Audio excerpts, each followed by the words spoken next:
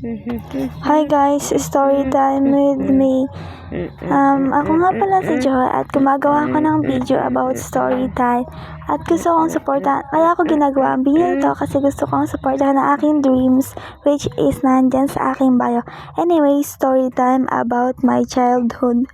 When I was in kinder yata yun. Basta, nung bata ako, sobrang mahiyain ko talaga.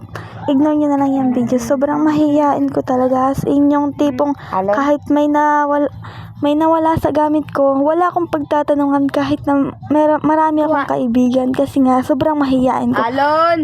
Sorry sa ingay. One time, meron kaming event which is Christmas party namin nung daycare kami. So, ayun, nagtatawag na yung mga teacher namin kasi yung teacher namin nasa stage siya. Siya yung nagtatawag ng mga pangalan, A to Z ang pangalan.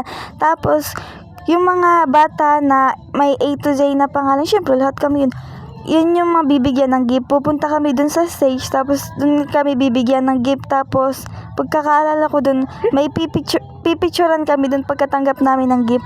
Tapos, ako ito, nandun lang ako sa may dulo. Nandun lang ako sa may hulihan. Tapos, hindi ko alam na natawag na pala yung pangalan ko. Nasa Z na yata yun, nasa S na yata yung pagtatawag nila ma'am ng pangalan. Tapos, kung hindi pa dumating si mama, hindi ko pa matatanggap yung gift ko kasi sabi ni mama, bakit wala ka pang bakit ka walang ganyan?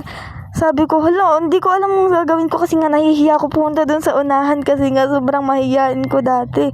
Tapos, ayan, kung hindi ako sinamahan dun ni mama sa unahan, hindi ko talaga matatanggap yung gift ko kasi sobrang mahihiyain ko talaga.